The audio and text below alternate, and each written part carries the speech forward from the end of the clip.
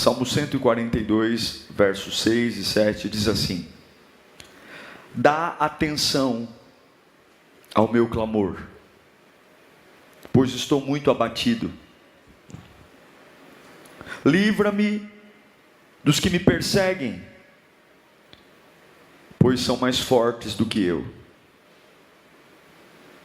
Liberta-me da prisão,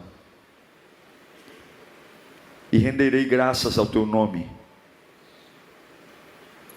Então os justos se reunirão à minha volta, por causa da tua bondade para comigo. Liberta-me da prisão. Repita comigo: liberta-me da prisão. Curva a sua cabeça. Eterno Deus, Pai gracioso, Deus em quem confiamos a nossa vida, por essa razão, paramos tudo para vir te ouvir, Pai. Nós precisamos de uma palavra, precisamos do teu cuidado. Uma palavra tua muda tudo, Senhor. Uma palavra tua me abre oportunidades, esclarece dúvidas, tira o peso, dentre tantas opiniões, ideias, que as pessoas, até mesmo sem má vontade, não, muitos me amam, mas são totalmente desprovidos do que realmente eu preciso. Eu preciso da tua voz. Fale conosco, Pai querido, em nome de Jesus. Eu entendo o Salmo 142 que lemos, um texto muito sincero, e a Bíblia, ela é um livro santo, que não esconde de nós sentimentos dos seus personagens. Nesse Salmo de Davi, ele está expondo o seu abatimento e a sua preocupação, porque os inimigos são mais fortes do que ele. Há uma impotência em relação àquilo que ele está enfrentando. E isso não é muito difícil de acontecer com a gente. E ele vai dizer: liberta-me desta prisão. Esta prisão que Davi diz, não é a prisão ex-Carandiru. Não. Ela não é feita de grade, porque esta prisão, grade, parede, esta prisão talvez seja a prisão mais simples que há. Mas ele está dizendo: eu estou vivendo uma fase e eu me sinto preso. E só quem já passou por isso sabe como é deprimente você ter o direito de ir e vir fisicamente, mas a sua cabeça parece que ela está aprisionada em uma cena, em uma palavra, em uma lembrança. É desesperador quando alguma coisa gruda em você e não sai, gruda em você. Aquilo te perturba.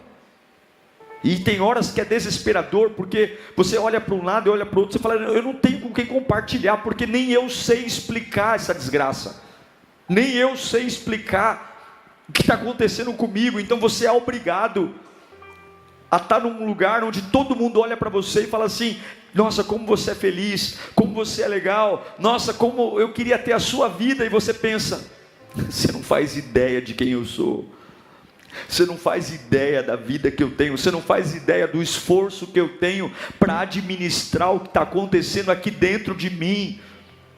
E algumas vezes, eu não sei você, mas eu já passei por isso, algumas vezes a gente olha para as pessoas que nos amam, olha para todo mundo e a gente fala: meu Deus, eu não tenho como compartilhar. É sobre isso que Davi está falando. Liberta-me desta prisão, liberta-me para que eu renda louvores ao teu nome.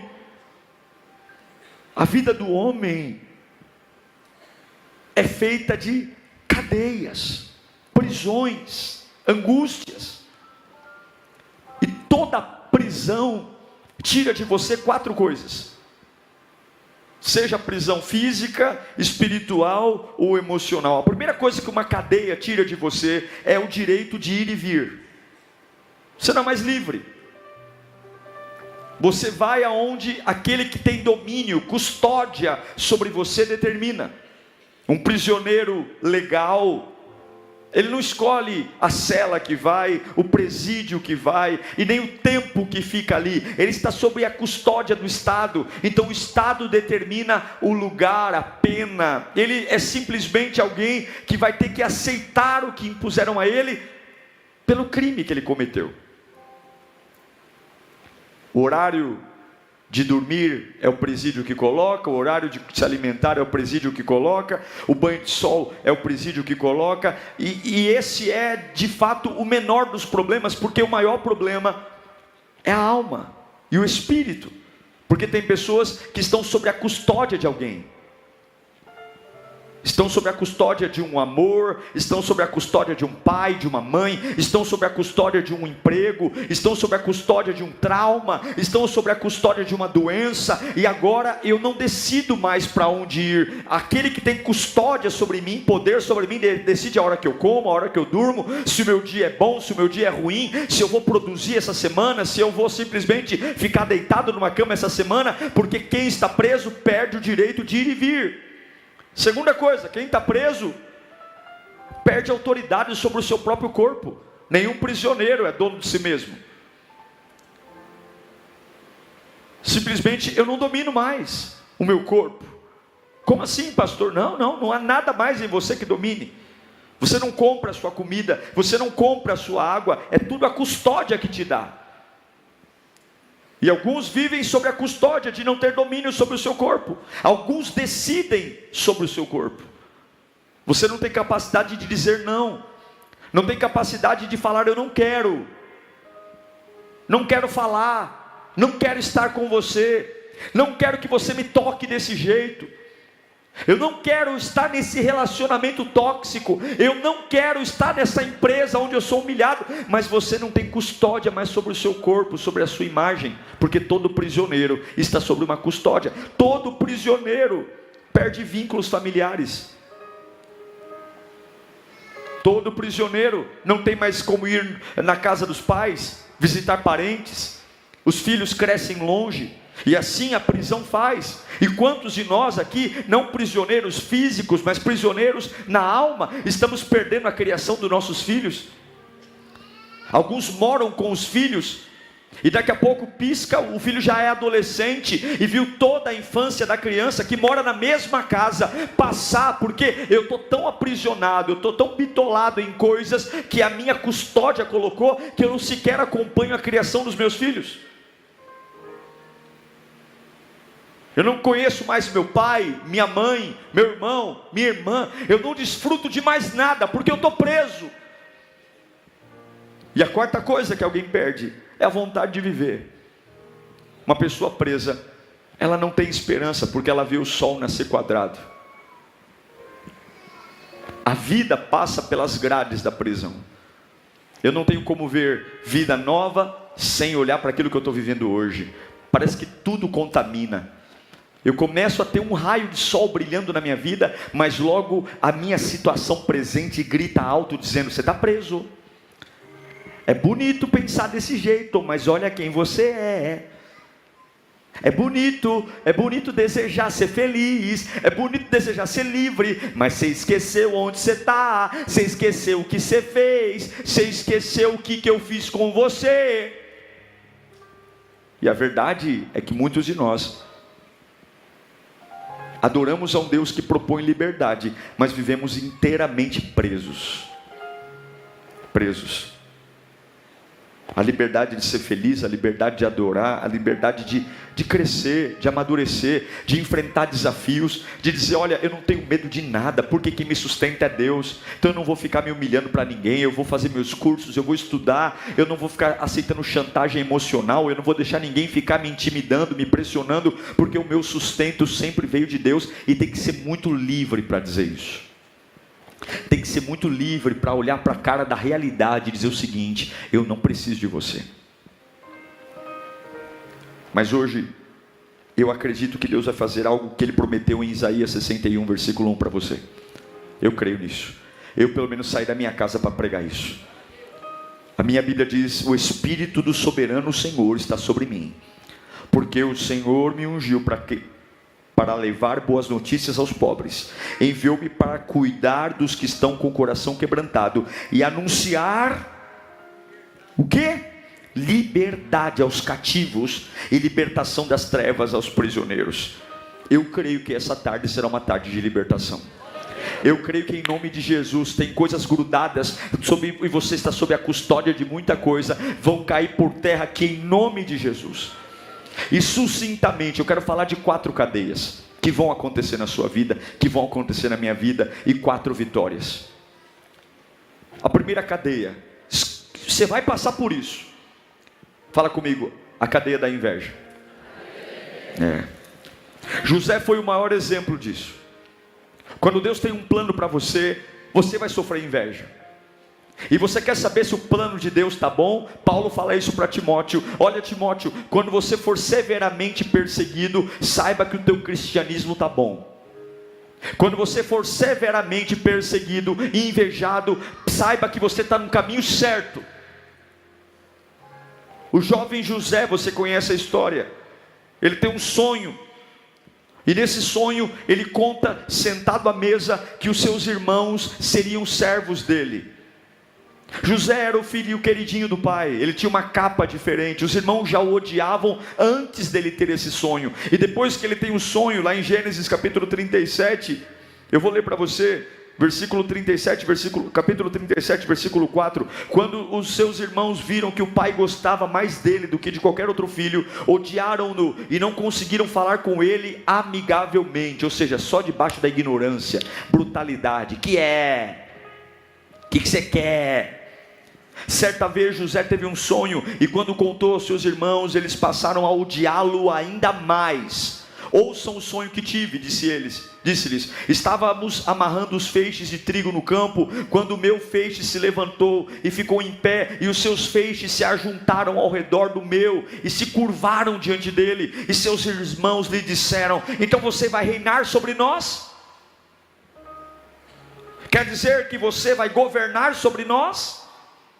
E o odiaram ainda mais. É a terceira afirmação de ódio, por causa do sonho que tinha dito.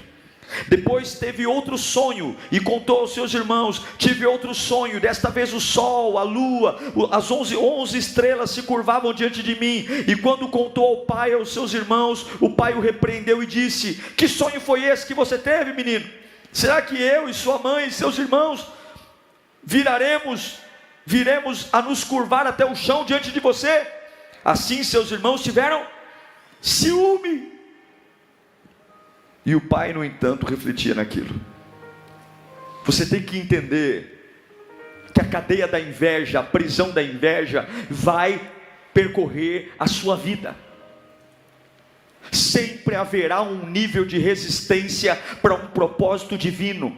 Sempre haverá um nível de destaque para aquele que serve a Deus. Você pode ser a pessoa mais simples da empresa, você pode ser o mais novo da casa. O dia que você se comprometer de fato com o evangelho, uma luz que não dá para ser escondida debaixo da cama vai começar a exalar sobre você, e junto com essa luz virá o ódio. Mas eu tenho uma boa notícia para você: a prisão da inveja é algo que sempre vai nos acompanhar. A prisão da inveja é algo que sempre vai tentar nos escravizar, porque a inveja quer grudar em nós. A inveja quer tolir a gente, quer podar, quer cortar, quer matar, quer ofuscar, quer intimidar, quer que você volte para ser comum. Eu não posso ser diferente dos meus 11 irmãos, nós somos em 12, então seja igual a eles. Mas a proposta de Deus para José é: você tem 11 irmãos, mas você é diferente, José. E quem é diferente paga o preço. Quem é diferente está num lugar diferente. E a minha pergunta para você hoje é: você quer morar dentro da prisão da inveja, ou você quer pagar o preço da libertação que tira você de toda esta cadeia?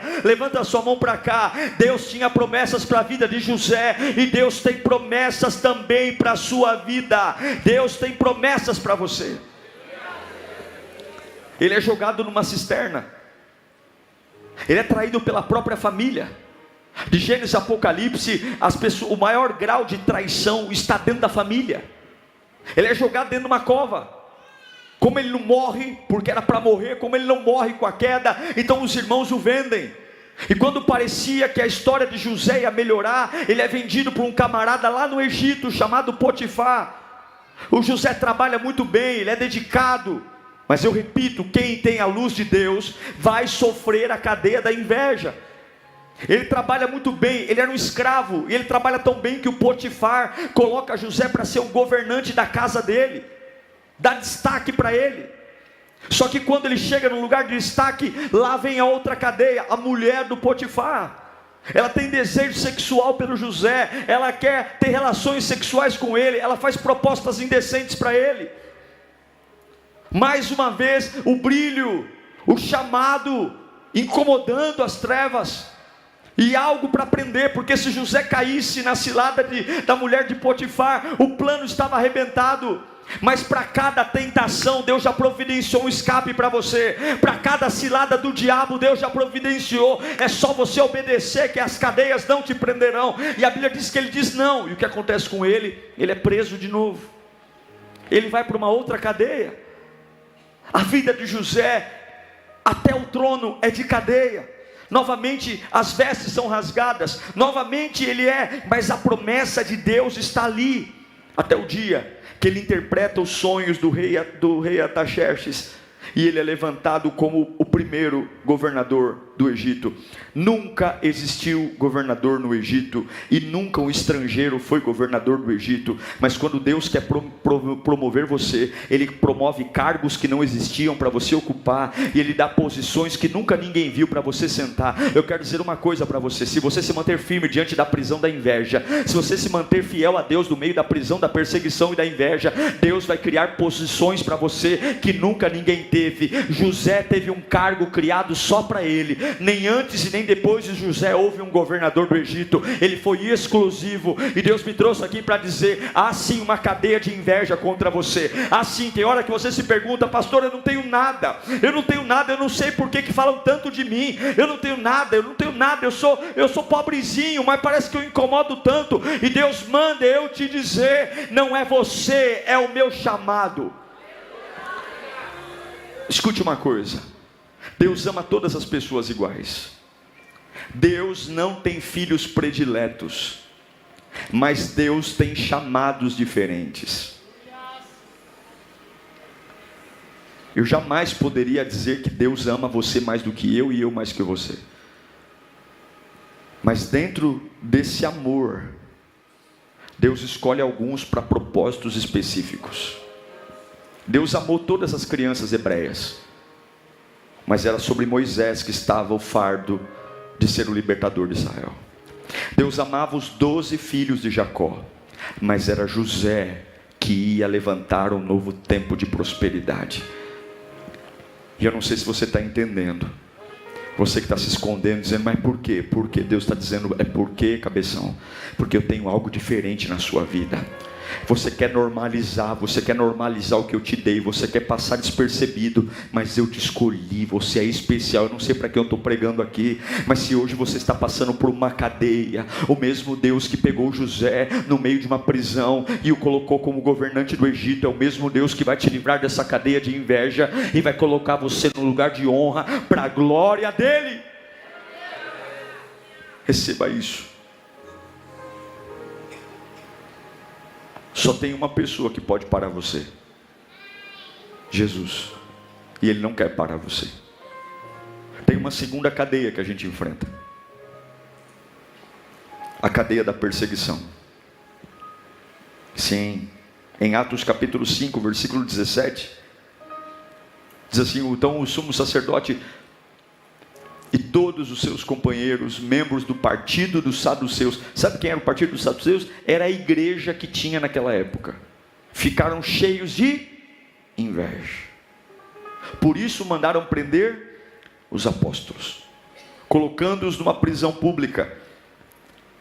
Mas durante a noite, um anjo do Senhor abriu as portas do cárcere e levou-os para fora e disse: dirijam-se ao templo. Quem foi que mandou prender? Quem estava no templo. Mas o que o anjo disse? Dirijam-se ao templo e relatem ao povo toda a mensagem desta vida. Você será perseguido. Eu não sei se estão dizendo para você que você está aqui de passagem, mas nós estamos em guerra.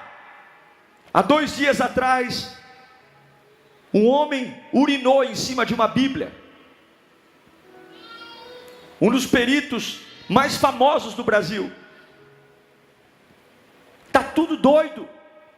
A outra diz que a Bíblia tem que ser reescrita e atualizada. E você entra no Instagram dela, milhares de milhões de jovens a seguem. Está tudo doido.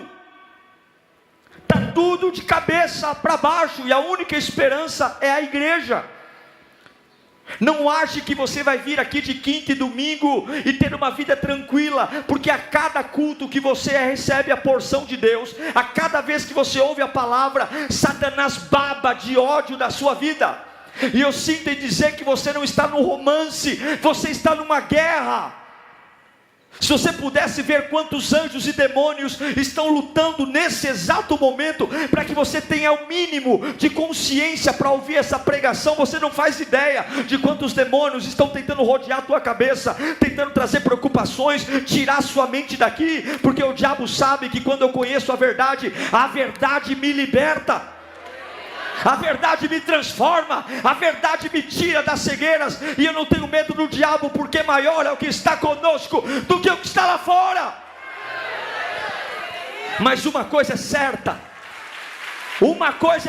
vão nos perseguir.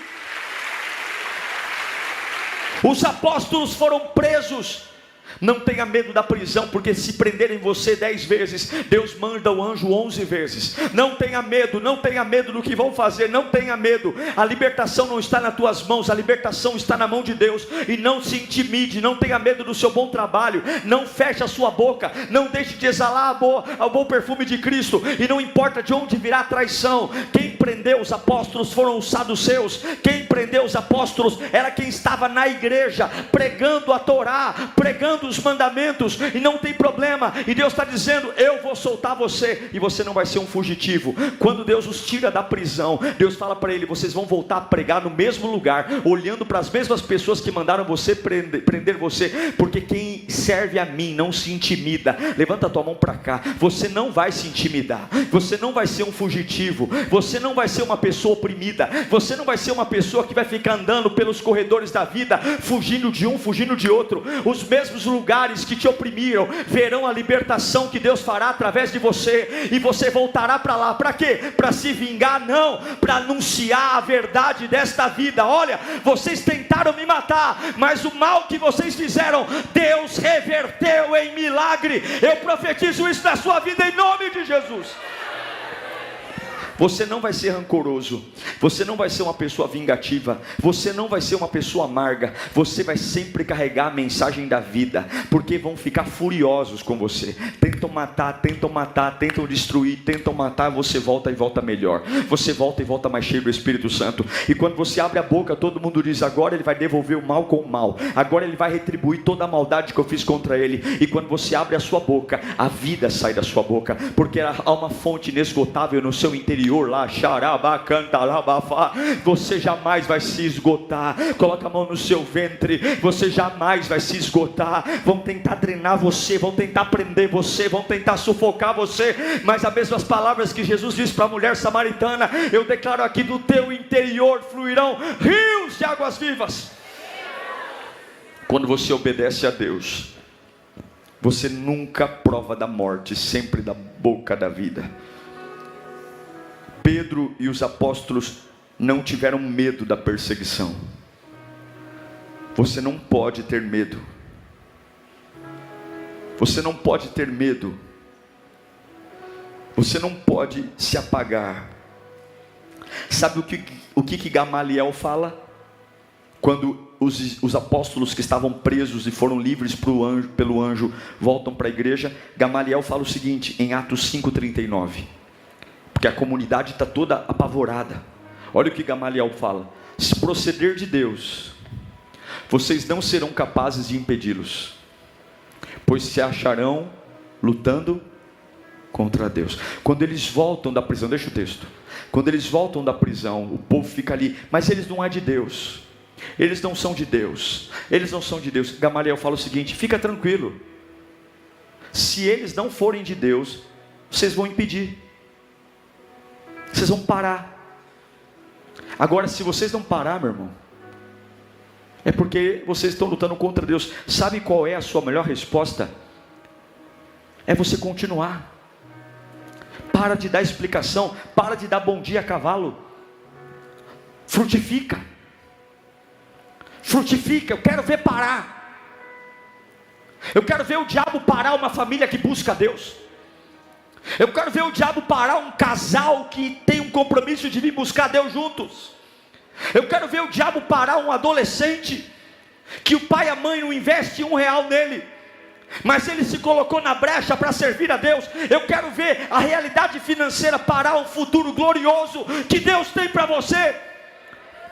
Eu quero ver as leis humanas interromperem o fluir de Deus. Eu quero ver a morte impedir você. Gamaliel está falando, só vocês tentarem impedir. Se vocês conseguirem impedi-lo, então eles não são de Deus. Agora, se vocês não pararem eles certamente são de Deus. E hoje nós queremos desafiar o demônio aqui hoje. Pode tentar, se nos parar, essa obra é de Deus, não é de Deus.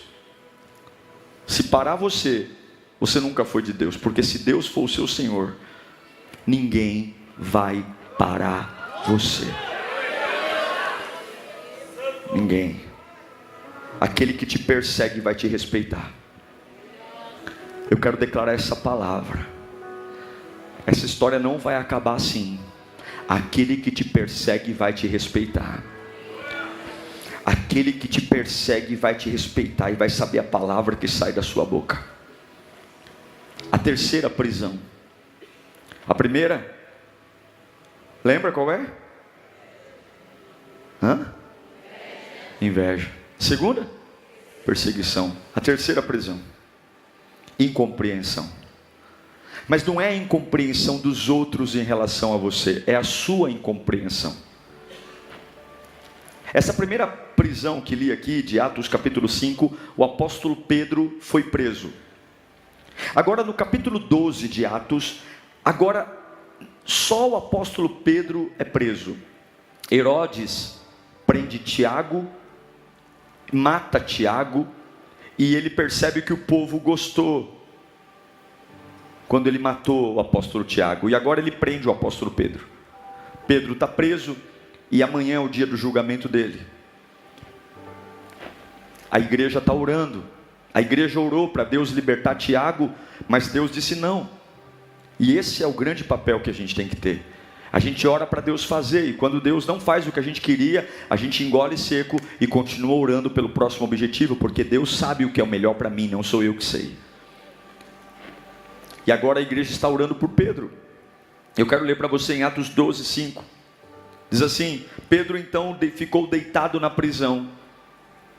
Pedro então ficou detido na prisão, mas a igreja orava intensamente a Deus por ele. E na noite anterior ao dia em que Herodes iria submetê-lo a julgamento, Pedro estava dormindo entre 2 soldados, preso com 2 algemas, e sentinelas montavam guarda à entrada do cárcere. E repentinamente apareceu um anjo do Senhor, e uma luz brilhou na cela. Ele tocou no lado de Pedro e o acordou. Depressa, levante-se, disse ele, e então as algemas caíram dos punhos de Pedro, e o anjo lhe disse: vista-se e calce as sandálias. E Pedro assim fez, e disse-lhe ainda o anjo: põe a capa e siga-me. E saindo Pedro o seguiu, não sabendo o que era real, o que se fazia por meio do anjo, e tudo lhe parecia uma visão.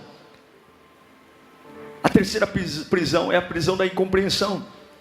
Como é que pode Deus me amar, me permitir ficar preso em Atos capítulo 5, e de novo permitir que Herodes me prenda, agora no capítulo 12. Algumas vezes a gente não vai entender os movimentos celestiais. Algumas vezes a gente não vai entender para onde o motorista está nos levando. Porque algumas vezes os movimentos de Deus contrariam as nossas vontades. e parece que Deus nos abandonou, e parece que Deus não nos ama, e parece que Ele está nos punindo, e parece que a minha oração é fraca, porque eu estou fazendo tudo certo. Pedro estava fazendo tudo certo, ele estava pregando, ele estava salvando pessoas através do Evangelho, ele tinha uma vida irrepreensível. Por que que Deus permite em algum momento Herodes triunfar?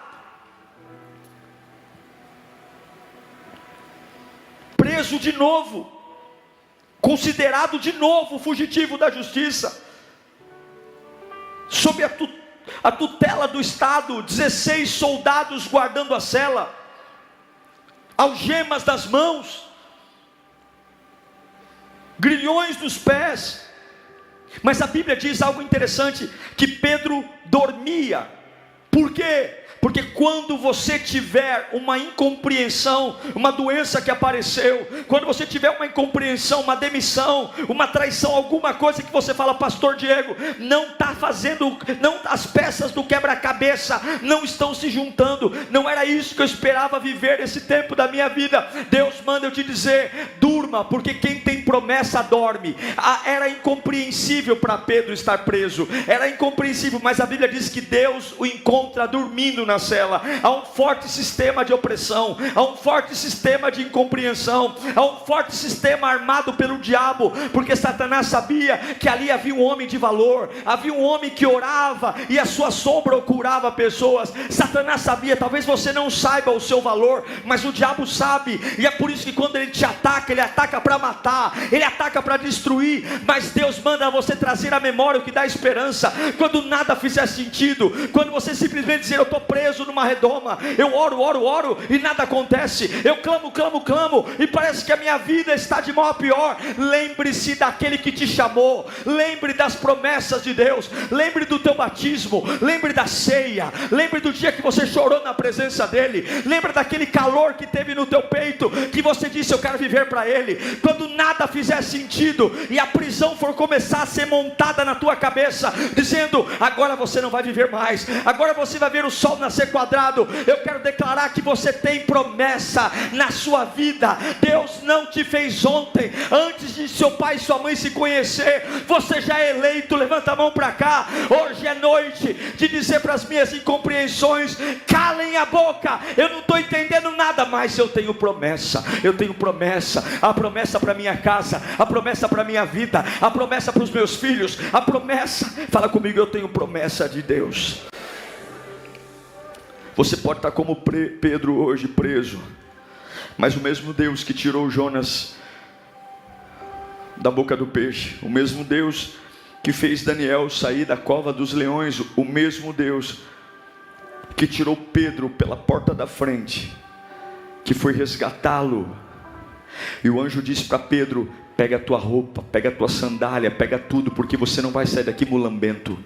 E eu quero profetizar isso, você não vai sair dessa situação mulambento, descabelado, você não vai sair dessa situação louco, você não vai sair dessa situação deprimido, você não vai sair dessa situação tomando remédio, você não vai sair dessa situação como maníaco, você vai sair daí pela porta da frente.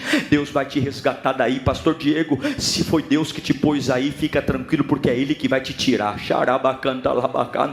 Se é Ele que te pôs aí, é Ele que vai te tirar, e todas as coisas cooperam para o bem daqueles que amam a Deus. Pare de entender e comece a adorar, pare de criticar e comece a adorar, pare e volte a dormir. O sono é muito importante, volte a dormir. Quando a gente lê na Bíblia a criação, o sono, já preguei sobre isso, o sono é uma das coisas mais importantes que há. Dormir. E quem dorme mal sabe o estrago que isso provoca no dia. Porque você começa a trabalhar quando o sol nasce, mas os trabalhos de Deus começam quando o sol se põe. Está em Gênesis. Tarde e manhã, e foi o primeiro dia. Tarde e manhã, e foi o segundo dia. Tarde e manhã, não é manhã e tarde, é tarde e manhã. Deus fez a sua criação não no nascer do sol, no pôr do sol. E é por isso que o deitar é importante, é por isso que o dormir é importante. E algumas prisões têm tirado de você o sono físico, o sono espiritual. você não descansa. O próprio Deus descansou. Você acha que Deus se cansa? Fala a verdade. Deus não se cansa. Mas por que que no 7º dia Ele descansou? Para ensinar que dentro de um projeto, descansar faz parte, dormir faz parte, repousar faz parte. E muitos aqui perderam a capacidade de descansar. Você não é um super-homem, você não é um MacGyver, você não é um Marvel da vida. Você é alguém, assim como eu, miserável, que perece e carece da glória de Deus. Em nome de Jesus, volte a dormir no meio dessa prisão. A Bíblia diz que o anjo acorda Pedro. Acorda. Coloca a mão na sua cabeça. Espírito Santo, blinda a mente deles agora. Blinda. Milagrosamente. Pelo poder da autoridade que há no nome de Jesus Cristo. Toda perturbação na alma, toda agitação. Satanás, você que acampa seus demônios na hora de dormir, trazendo incômodos, desconfortos físicos, bruxismo, ansiedade, apneia, você que traz uma série de desconfortos para que essa pessoa tenha uma péssima noite de sono. Se o apóstolo Pedro dormiu guardado por 16 soldados, se ele dormiu algemado, nós também vamos dormir. E eu declaro que eu não sei o que o diabo está fazendo, mas eu sei o que Deus está fazendo. E o que Deus está fazendo hoje é libertando você dessas cadeias. Fala comigo, eu estou livre a partir de agora em nome de Jesus. Você que está online, repita comigo, digita aí no chat, eu estou livre agora em nome de Jesus. E a última cadeia, a cadeia da inveja, a cadeia da perseguição, a cadeia da incompreensão. Mas tem uma cadeia linda agora, a cadeia do milagre. Tem uma cadeia que Deus só te põe lá para fazer milagre. Em Atos capítulo 16, versículo 22, a Bíblia diz: uma multidão ajuntou-se contra Paulo e Silas, e os magistrados ordenaram que lhes tirassem as roupas. Desde José, todas as prisões, eu não sei o que acontece, eles arrancam as roupas, eles querem desfigurar a identidade, e mais uma vez arrancam as roupas, e para que fossem açoitados, e depois de serem severamente açoitados, foram lançados na prisão.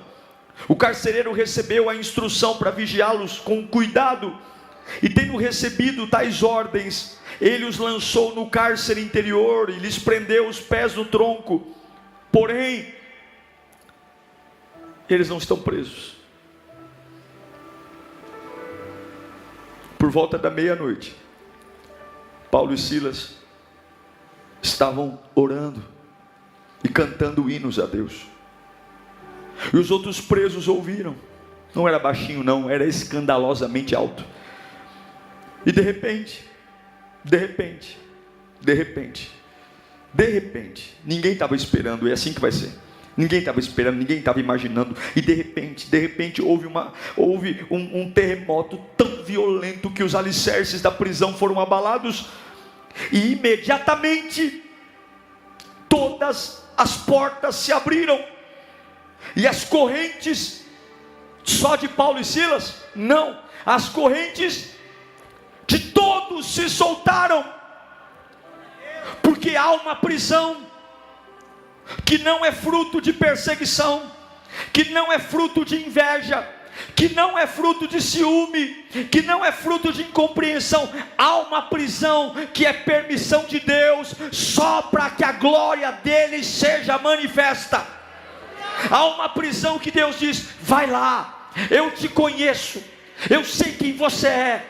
Bateram nele, surraram ele, colocaram ele numa prisão de cárcere interior. Não tem janela, não tem ventilação, não tem higiene, pés amarrados no tronco, toda uma segurança, porque os governantes sabiam que homens de Deus não raramente são livres da cadeia, não raramente anjos entram lá, não raramente a igreja ora e o poder vem. E agora Paulo e Silas estão lá, mas a libertação, ela vem quando homens e mulheres de Deus, que são levados para prisões coisas terríveis, mas não tiram o seu foco do altar. A Bíblia diz que meia-noite é um horário muito emblemático, porque meia-noite o silêncio impera, meia-noite todo mundo sabe que meia-noite as luzes se apagam, meia-noite o movimento cessa, meia-noite é a hora que cada um pega seu cantinho e vai cochilar, meia-noite as conversas começam a diminuir o volume, mas quando o mundo começa a se preparar para parar, quando o mundo começa a se preparar para silenciar, quando todo mundo diz, agora só amanhã, vem dois homens malucos, feridos, quebrando o silêncio da noite, dizendo: santo, santo, santo, santo, santo, o meu corpo está machucado, os meus pés estão amarrados, eu estou aprisionado, eu não sei se eu estou aqui porque Deus quer, eu não sei se Ele não quer, eu só sei de uma coisa, eu não estou preso, porque uma vez que a verdade me libertar, não tem ser humano nenhum que me prenda. E eu quero que você entenda, há um poder liberado para você aqui nesta noite. Podem amarrar você, podem prender você, podem xingar você, podem humilhar você, mas a tua adoração liga direto com o trono da graça, e quando o trono da graça é acionado, Deus não deixa filhos escravos, Deus não deixa filhos abandonados, Deus manda terremoto. Eu quero declarar terremotos hoje, eu quero declarar terremotos hoje, eu quero declarar terremotos nesse hospital, terremotos nessa casa, Xarabacá. Deus está vendo que você está cantando lá naquela casa, Deus está vendo que você está adorando quando ninguém mais acredita, Deus está vendo. Terremoto, cadeias caindo no chão, grilhões caindo no chão, porque até os demônios reconhecem a autoridade de Deus. Terremoto.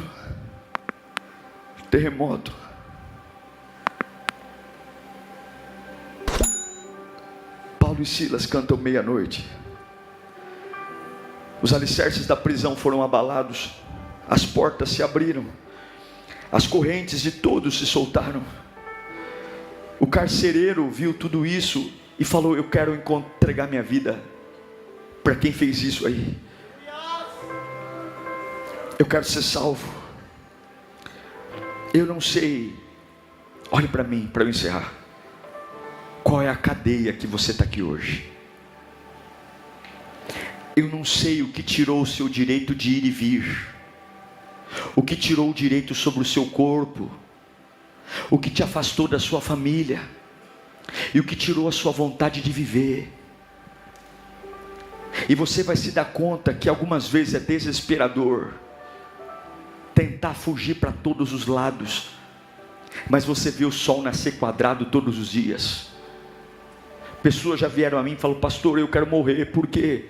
Porque eu gasto dinheiro, eu vou para resorts, eu como nos melhores restaurantes, eu tenho dinheiro, mas esse inferno não me larga, isso me acompanha 24 horas, é um inferno, é uma agonia. Se eu pudesse arrancar, é como uma dor crônica. Só quem já passou por isso sabe do que eu estou falando. Só quem já passou por isso sabe o quanto é difícil. E agora você não domina mais. Mas para cada uma das cadeias que eu preguei aqui, houve uma vitória. E há uma vitória para você aqui hoje. O sangue de Jesus tem poder. Deus promoveu José. Deus libertou os 12 apóstolos. Deus libertou Pedro. Deus libertou Paulo e Silas. Deus vai libertar você. Deus vai libertar você. O que todos esses homens fizeram? Confiaram no Senhor. Confiaram. O meu Deus cura todas as coisas. Cura. Feche os seus olhos agora. Qual é a sua prisão? Qual é essa maldita prisão? Essa maldita prisão. Essa maldita prisão. Você quer respirar um ar novo. Você quer respirar um cheiro novo. Você quer uma vida nova. Mas a vida sempre está aí. Você diz: pastor, não é possível. Eu estou ficando velho. Cansado. E eu não entendo por que eu sou sempre visado. Parece que tudo só acontece comigo. Parece que tudo é comigo. Todo mundo faz isso com facilidade. Eu começo a fazer. Parece que incomoda todo mundo. Até na minha casa, pastor. Até dentro da minha família. Meu nome está ali, ó, correndo na boca de todo mundo. Eu não sei, eu estou agoniado. Eu sei que alguns aqui se sentem só. Eu sei que alguns aqui não se sentem sequer à vontade para expressar o que sentem. Porque a cadeia é assim. Você vai perdendo o domínio, você vai perdendo o controle, e de repente as pessoas começam a fazer a sua agenda. De repente você não escolhe mais nada, escolhe até a roupa que você vai usar, o corte de cabelo que você vai ter, escolhe o lugar que você vai viajar, e quando você menos se espera, você já não decide mais nada. A sua vida está na mão de alguém, está sob a tutela de alguém, mas Deus me trouxe aqui hoje para dizer: eu serei aquele que vai cuidar de você, eu resgatarei você, eu dei o Egito a teu resgate, eu vou atrás de você hoje. Qual é a tua prisão? Qual é a tua prisão?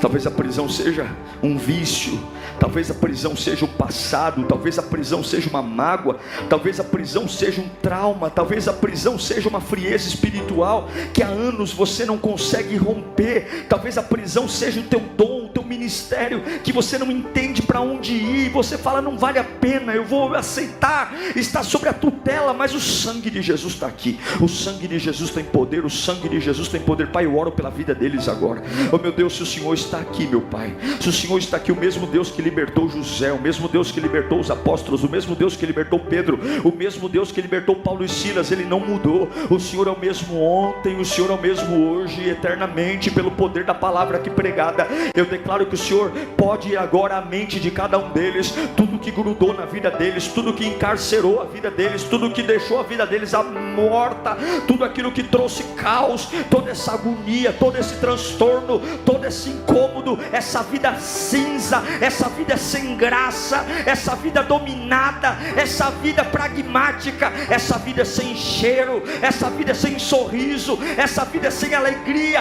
essa vida que está uma desgraça, é uma vida de presidiário. O sangue de Jesus tem poder, o sangue de Jesus tem poder, o sangue de Jesus tem poder. Vai dizendo isso: o sangue de Jesus tem poder, o sangue de Jesus tem poder. Deus vai tirar essas algemas agora, o sangue de Jesus tem poder. Deus vai tirar essas cadeias agora, o sangue de Jesus tem poder. Vai dizendo: o sangue de Jesus tem poder. Vai lá, Espírito Santo, o sangue de Jesus tem poder, o sangue de Jesus tem poder, o sangue.